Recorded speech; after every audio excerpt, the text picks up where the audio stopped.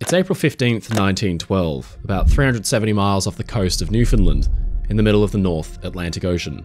The night air is cold and calm, the sky is alight with stars, and the ocean is as still as glass. But on it, the world's newest and grandest ocean liner, RMS Titanic, is going down by the head. Witnesses who were standing among the crowds of people filling the boat deck, looking on as families were separated in the chaos, noticed something peculiar as one of the final lifeboats, Collapsible C, began to be loaded. Men were scrambling in a panic for a seat, and among them was none other than J Bruce Ismay, president of the White Star Line, finding a place in the lifeboat determined to save his own life rather than going down with his ship as honor would dictate. He successfully escaped, while 1,500 others, including women and children, perished behind him. The headlines the next morning wasted no time alerting the public to the scandalous details of Ismay's escape during the sinking. He was branded a coward, with the press and the public in agreement that as chairman of the White Star Line, Ismay's rightful place was alongside the captain on the bridge, awaiting the ship's final plunge. But then came allegations that Ismay had urged Captain Smith to push for a faster crossing during the maiden voyage, and it earned him a lifetime of scorn and a ruined reputation which lasts to this day. In movie adaptations of the sinking, Ismay is always depicted as a greedy and tactless villain twirling his moustache and making the selfish decision to save himself over others at the very last moment. But as with all things, the reality is a lot more complicated. Ladies and gentlemen, I'm your friend Mike Brady from Oceanliner Designs, and this is the true story of Joseph Bruce Ismay, the man the tabloids dubbed the coward of the Titanic.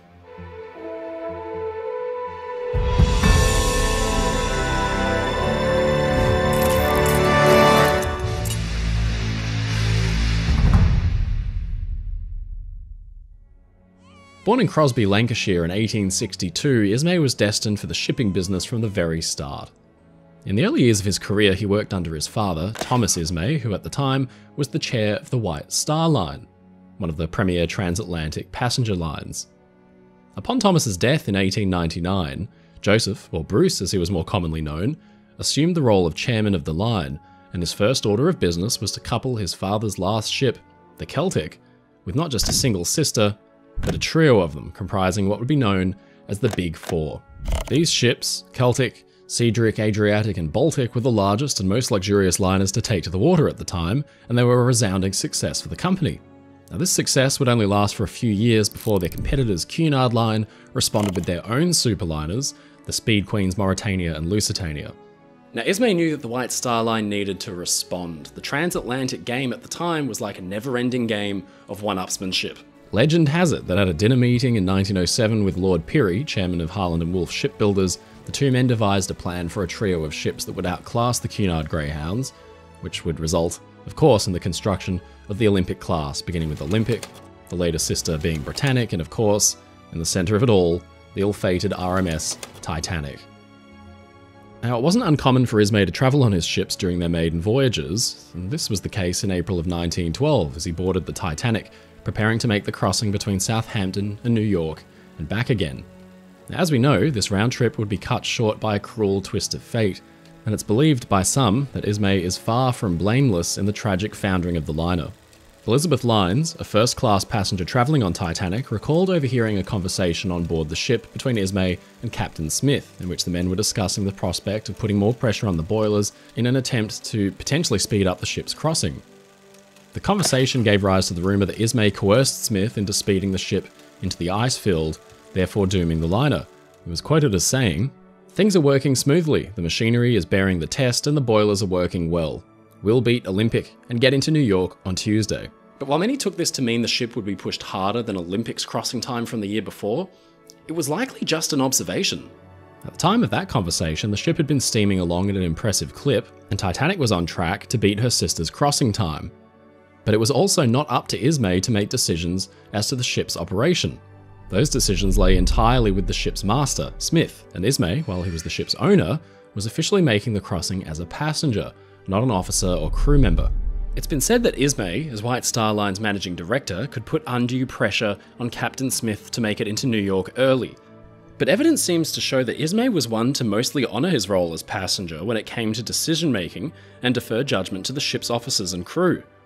When Olympic had first entered service and Ismay exchanged a series of communiques with Philip Franklin, the chairman of the White Star Line's parent company, the International Mercantile Marine, Franklin was pushing for Olympic to dock early at New York, the Tuesday night instead of the Wednesday morning. Ismay responded, "As you are aware, I am not favourably disposed to trying to land passengers on Tuesday afternoon, but if after talking the matter over with Lord Pirrie, Captain Smith, and Mr. Bell, the consensus of opinion is in favour of this being done, you may rest assured that I will not allow my individual feeling to stand in the way." Now, this response does not paint the picture of a man keen to rush his ship into harm's way. He mentions specifically that he would first need to get the consent of Captain Smith, Joseph Bell, Olympic's chief engineer, and Lord Pirrie from the Harland and Wolff shipyard. Now, obviously, Ismay could never truly be just an ordinary passenger, but when it came to decision-making on the ship's run, it doesn't seem like Ismay would want to overrule the captain. In fact, far from being one to put pressure on the ship's crew to land early, it seems that Ismay, early on in Olympic's career, was of the exact opposite opinion. Although landing on the Tuesday night would be of benefit to the ship, she could be prepared for the return voyage sooner and easier, and passengers could opt to sleep on board for the night if they wanted, Ismay was clearly still no fan of early landings. On the topic, he said to Franklin, "As I have repeatedly stated, I feel very strongly that passengers would be far more satisfied to know, when they left here, that they would not land until Wednesday morning, rather than be in a state of uncertainty in regard to this for the whole of the trip. I do not think you can have ever experienced the miseries of a night landing in New York. Had you done so, I think your views might be altered." Now, by the time Titanic was steaming on her maiden voyage, the concept of landing on a Tuesday night instead of the Wednesday morning may have become more the norm, so chances are they may have been a little bit more flippant about it aboard Titanic. But as a character study, this does not sound like the kind of moustache-twirling villain who was keen to put pressure on the ship's crew to make an early landing in New York in the first place. Now, further blame was cast on Ismay for his decision to apparently disregard the ice warnings which had been sent by other vessels. Now, as with the ship's speed, it was once again not within Ismay's purview to decide what should be done with ice warnings. While several witnesses describe Ismay flashing a Marconigram with ice warnings from the nearby ship Baltic, one of the Big Four, and then subsequently downplaying the danger, this was in no way a show of negligence or carelessness. The messages had already been handed off to Ismay by Captain Smith, who had received them and then made note of them in their positions before passing the information along to Ismay. It was entirely common for Ismay and other higher-ups, like Thomas Andrews, the ship's designer, to keep tabs on the ship's performance throughout her maiden voyage and assure that everything was functioning as intended. Now, weather reports, like those from Baltic, were also part of this routine. Now, what Smith chose to do once he received these warnings is no real reflection on Ismay, who was merely using the Marconigrams, which were then the absolute latest technology at sea and a marvel in their own right, to make conversation with passengers throughout the voyage. Now, shortly after the collision with the iceberg, Ismay gathered with the ship's officers on the bridge to discuss the extent of the damage. Donned in pyjamas, an overcoat, and slippers, he was one of the first people on board to learn of Titanic's impending fate. Now, despite knowing full well that the iceberg had damaged his ship mortally, Ismay reportedly proceeded onto the boat deck as the passengers were mustered, a serene smile on his face, careful not to let his expression betray him in case panic should spread among the passengers. As lifeboats began to be loaded and lowered away, Ismay himself, travelling as an ordinary passenger, spent 2 hours, almost the entirety of the time it took the ship to sink, ushering women and children into the boats and helping the ship's officers maintain order. One woman reportedly approached a boat with Ismay saying, "Come along and jump in," and she replied, "But I'm only a stewardess." Ismay saw her hesitation and responded, "Never mind, you are a woman, take your place." Some other officers recalled that Ismay was so insistent upon helping women into the boats that they felt he was hindering their own efforts, with 5th Officer Harold Lowe at one point exploding at Ismay to stop interfering in his work.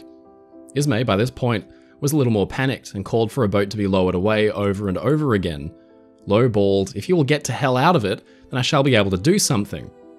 Now, from this point onward, Ismay continued to assist passengers, but also stayed out of the way of the other officers. It wouldn't be until the third to last boat was being lowered that Ismay considered escaping the ship himself.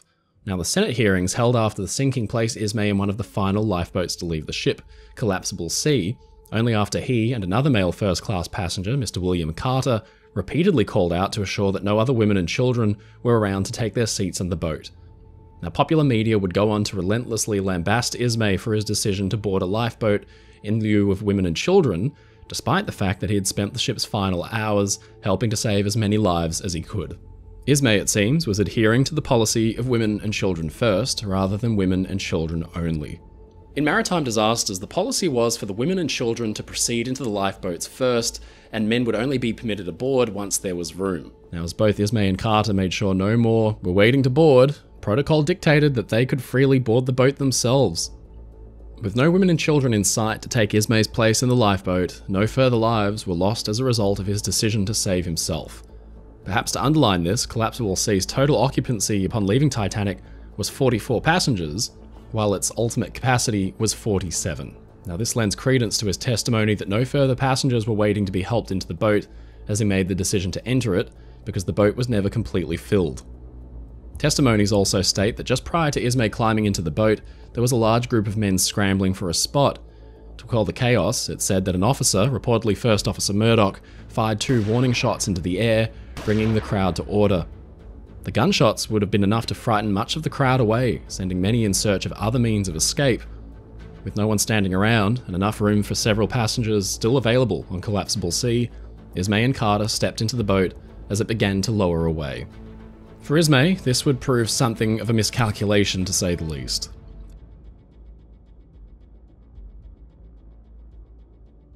Edwardian culture focused on the concept of the ideal man, one who would sacrifice himself gladly for king and country. It was the kind of ridiculous, nationalistic chest-thumping that would lead in just 2 short years to the horrendous casualties and battlefield losses of the First World War. Even children were being indoctrinated with this stuff. In Peter Pan, published just 1 year before Titanic sank, the titular character is confronted with his impending fate, and, unable to escape, simply stands up proudly to declare, "To die will be an awfully big adventure." In the same book, Wendy confronts the pirate Hook, who says, "So, my beauty, you are to see your children walk the plank. Are they to die?" asked Wendy. "They are," he snarled. At this moment, Wendy was grand. "These are my last words, dear boys," she said firmly. "I feel that I have a message to you from your real mothers, and it is this. We hope our sons will die like English gentlemen." This was a best-selling children's novel. Now, it was this kind of rigid, ideological society that Bruce Ismay would soon face, and as Titanic sank, the lights cut out and the ship was finally plunged into darkness, Ismay sat facing away. He couldn't bring himself to watch. Once rescue arrived, conflicting accounts of Ismay's actions once again served to muddy his reputation. Some witnesses later claimed that upon boarding Carpathia, Ismay immediately set about loudly and boisterously claiming, I'm Ismay, for God's sake, get me something to eat. I'm starved. I don't care what it costs or what it is, bring it to me." Another variation alleges that he was shouting to be immediately shown to a stateroom, then reportedly sequestered himself the stateroom of the ship's doctor, refusing to speak to anyone in order to hide from the scrutiny of passengers. But Ismay's official testimony, as well as the testimony of others on board, directly contradict this story. Riddled with trauma and having just endured a night floating in a rickety lifeboat with no food or water in the freezing North Atlantic, it isn't likely that Ismay would have been a man with enough vigour to be loudly making demands. By all accounts, Ismay was a shattered husk of the man he'd been the day before. After he came on board, Ismay is reported to have been standing with his back against a bulkhead, refusing all offers of food and water, only quietly requesting after some time that he be shown to a room where he could be alone. He was shaking like a leaf. While in his room, he spent the rest of the journey to New York in a heavily medicated daze, grief-stricken over the loss of Titanic and the souls who went down with her. Second Officer Lightoller and first-class passenger Jack Thayer both visited him in his stateroom on Carpathia, where they recall a deeply shaken Ismay repeating again and again that he should have gone down with his ship, and they didn't realise so many women had perished. Ismay believed that he had left behind an empty ship, and the survivor's guilt had left him in a nearly catatonic state for the remainder of the journey to New York. Interestingly, before reaching New York, a few Marconigrams were sent out from Carpathia to White Star's New York office under a clever codename, signed Yamsey, which was Ismay spelt backwards. He first sent news of the sinking, and then a few hours later another telegram was sent requesting that White Star's vessel Cedric, another one of the Big Four, be made ready immediately for a journey back home to Britain for himself and Titanic's surviving officers. Now, Ismay's critics point to these telegrams as evidence that Ismay was attempting to flee from the Senate inquiries that he knew would come to pass, realizing full well that he would be in danger of being held liable for the sinking. The White Star Line, Titanic's owner, was itself owned by an American conglomerate, the International Mercantile Marine. But Ismay's own testimony contradicts this as well. He claims that he was unaware that the hearings would be held in the US. He had assumed that because Titanic flew the British flag, the inquiries would be held on British soil. So it seems likely that Ismay was actually trying to make him and his officers ready for an inquiry at the first possible notice. Officer Lightoller testified he'd even offered the suggestion to Ismay himself, as he was under the same impression. Now, both men insisted that the telegrams were Ismay's attempt to ensure he'd be present for the proceedings, rather than planning to run away from them entirely. Of course, public opinion of Ismay plummeted after the sinking, with newspaper headlines branding him a coward, and rumours spreading that he'd even dressed in women's clothing to disguise himself and be allowed entry into a lifeboat. Yellow journalism was firing on all cylinders, with one man in particular, the powerful American journalist William Randolph Hearst, dubbing him J Bruce Ismay and publishing scathing political cartoons in an attempt to smear Ismay's name. Hearst was no Ismay fan to begin with. The two had already formed an intense dislike of one another after years of disagreements. The defamation in the American press left little for Ismay in the way of recourse. There would be very little pity from the public for a powerful and wealthy businessman who reportedly chose to save his own skin rather than die honourably. Other journalists were gentler with their assessment, but the undertone still remained, with one journal simply remarking, "It is not given to everybody to be a hero." Ismay was also widely blamed for the lack of lifeboats available on Titanic. Critics were quick to point out that the lack of lifeboats must have been a cost-cutting measure on Ismay's part in order to make the ship more profitable, which is a ridiculous myth that still exists to this day. But Titanic, like all other ships of her time, was built to specifications required by the British Board of Trade, and Titanic's designers had actually exceeded this expectation by providing more lifeboats than was necessary. And once the Senate inquiry into the sinking was concluded, Ismay was cleared of all liability relating to the sinking. Senator Smith, who oversaw the proceedings, determined that Ismay had done everything in his power to save as many lives as possible in the 2 hours he spent on deck, and that in not choosing to save himself, he would have added just one more life to the 1,500 already lost. But despite having been legally cleared of any wrongdoing, Ismay would never recover from the public scorn and the trauma of having lost Titanic.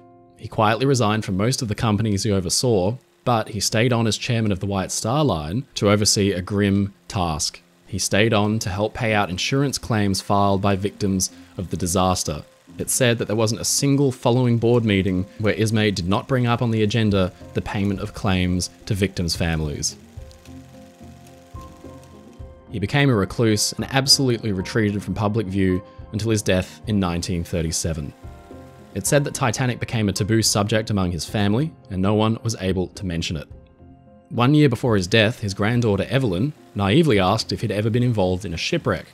In possibly the first and last occasion of Ismay ever speaking of Titanic after the sinking, he simply replied, "Yes, I was once on a ship that was thought to be unsinkable."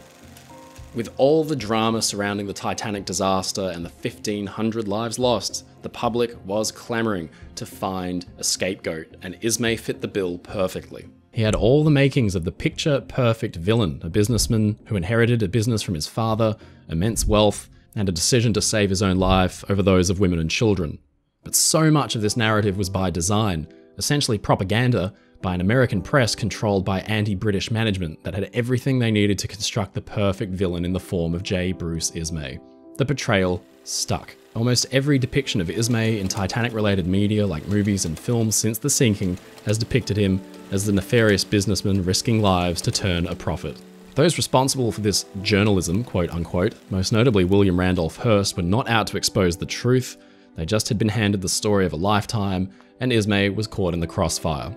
To this very day, we see the effects of the Ismay smear campaign, and his name has become associated with spinelessness and greed in the face of the world's most famous maritime disaster.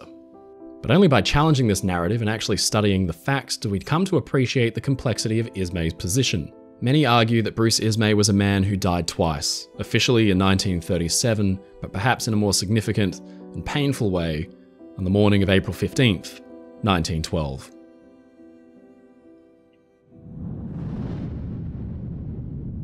Ladies and gentlemen, it's your friend Mike Brady from Oceanliner Designs. Thank you so much for watching this video. If you enjoyed it, please leave a comment below. And don't forget to subscribe to the channel because we get new videos out weekly. If you want to support my work and get really cool perks like behind the scenes and early access, please visit my Patreon in the link in the description below, or sign up as a YouTube member. Come and join the crew. As always, stay safe, stay happy, and I'll see you again next time.